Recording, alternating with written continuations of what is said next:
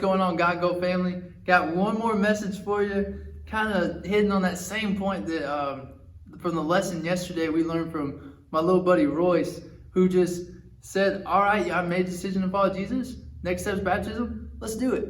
And he did it. Like, it's that simple. His simple faith was such a lesson for me, such an encouragement. I hope it was for you too. But today, I want to encourage you with this real quick from Hebrews 11, verse 8.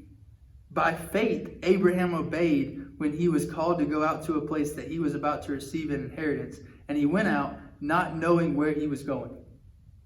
And you see, that's the scary part about being doers of God's word and not just hearers only and deceiving ourselves.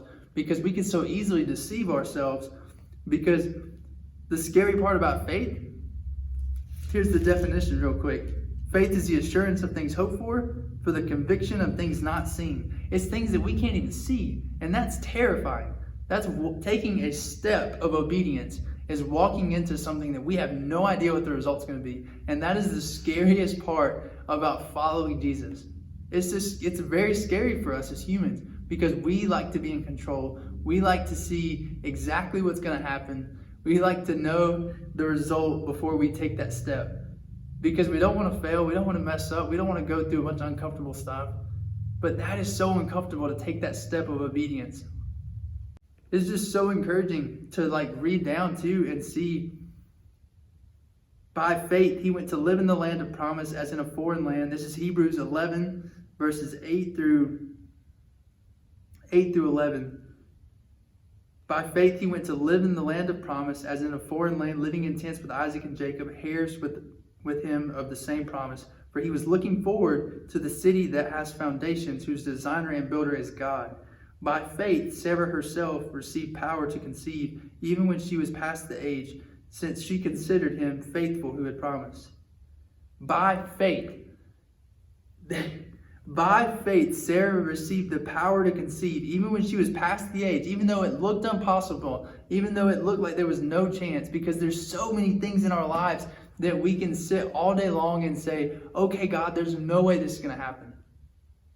So we put off our obedience because we see impossible. But it says here the city that Abraham was walking to has foundations, and its designer and builder is God. The city that God is building in his kingdom through our lives, he is the designer. He is the builder, and only he can build it. So take that right there to your faith today and say, don't place your faith in your circumstances. Don't place your faith in what happened yesterday. Don't place your faith in what you see with your own eyes, because faith is definition. Now faith is the assurance of things hoped for the conviction of things not seen. That's the hard part about faith and the scary part about faith, because we can't see the result. But we don't have to, because that's not true faith. True faith is saying, God, I trust you with it. You're the builder, you're the designer of all these things that you're building in my life and others' lives around me. And I trust you with it.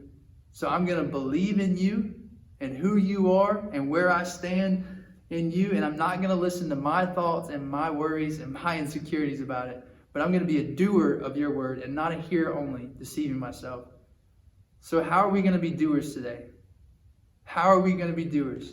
Are we just going to see what God places in front of us, see the next right thing and be obedient and just do it? Have that childlike faith to just say, well, this is simple. God says to do it, so I'm going to do it. Let's not overthink it anymore. Let's not think about all the possibilities and pros and cons of it. Let's not just pray about it. Of course, praying about it is a great thing to do, always. Because only through God's strength can we do it, but don't just use that as a cop-out to not do it. Let's be doers today. Let's step into it and be proactive about what God's called us to. Because just imagine what will happen. Just imagine what will happen. And I'll leave you with this verse right here.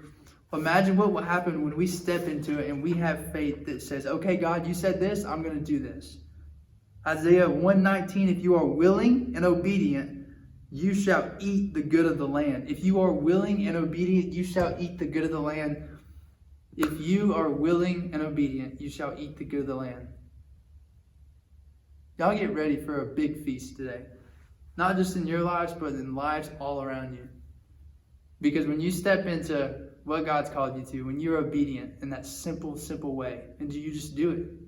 No questions asked. No thoughts to it. Just do it. Submit and do it. Then there is going to be a harvest that God brings through your life into others' lives, where you will see people getting to experience Jesus in ways that only they can. And if there's anything that we need as a country, as a nation, and as a world right now, it's Jesus. So let's step out and let's be proactive. Let's do the next right thing, because it's way bigger than just our own fears. It's way bigger than just our own thoughts of insecurities. Let's step into it. Let's do it.